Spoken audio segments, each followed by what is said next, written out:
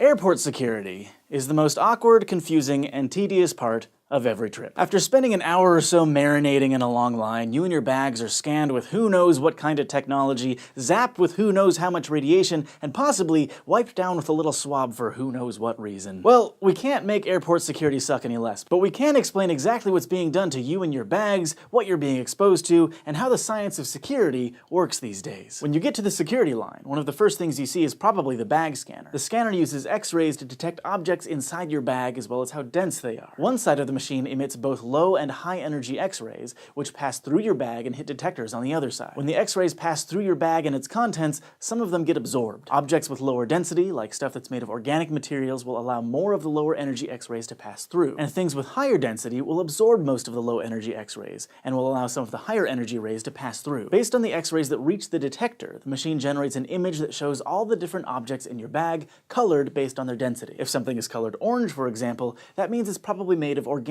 material, that is, something that contains carbon. That's important for security to know because explosives tend to involve organic compounds. The security team analyzes the image for anything suspicious, like the outline of a gun or a bunch of organic material hidden inside a shoe. With all those X-rays scanning thousands of bags every day, you might think that security personnel would be exposed to a lot of radiation. But the X-rays are confined to the machine, so the amount of radiation that workers are exposed to is so low that they aren't even required to wear badges that monitor radiation exposure. While your bag goes through the X-ray machine, you've probably been asked to step through some kind of scanner yourself. Until a few years ago, that scanner was usually a metal detector. Metal detectors work by generating a current in a coil of wire in short pulses, each of which briefly creates a magnetic field within the detector. When a metal object passes through the detector, this magnetic field creates another current in the metal, which in turn generates another magnetic field around the object. The interference caused by this magnetic field is what sounds the alarm. But these days, you're probably not asked to step through a metal detector. Instead, you walk into some big machine and raise your hands. This machine is either a backscatter X-ray or millimeter wave scanner. If the machine just looks like a flat wall, it's probably a backscatter X-ray scanner. These use very small amounts of weak X-rays that only penetrate your clothes and don't go through your skin. The machine detects the radiation reflected by your skin and anything else under your clothes,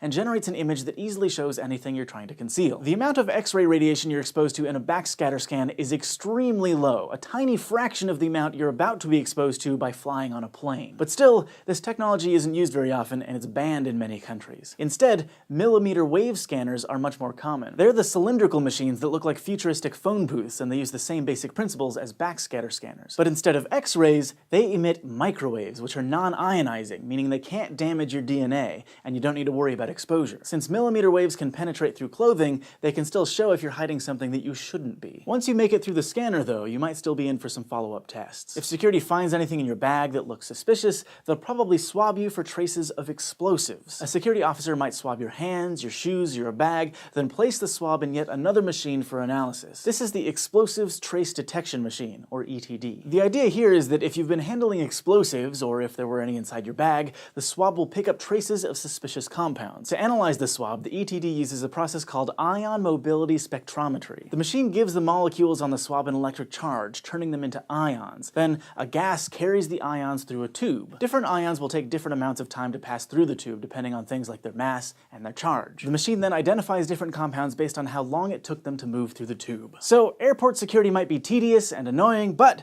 at least now you know what's happening to you and your carry-on. Thanks for watching this episode of SciShow, which was brought to you by our patrons on Patreon. If you want to help support the show, just go to patreon.com/scishow, and don't forget to go to youtube.com/scishow and subscribe.